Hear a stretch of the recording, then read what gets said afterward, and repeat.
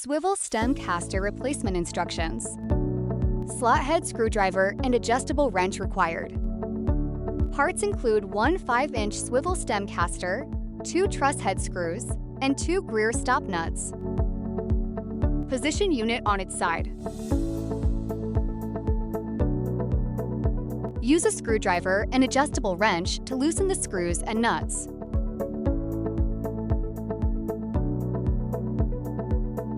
Remove the 2 screws and nuts from one caster stem and the unit leg.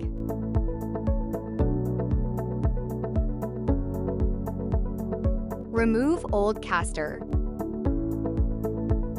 Position replacement caster stem on unit leg, aligning caster stem holes with holes on leg.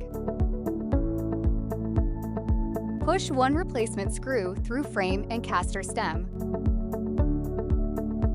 Apply Greer nut over screw threads and hand tighten.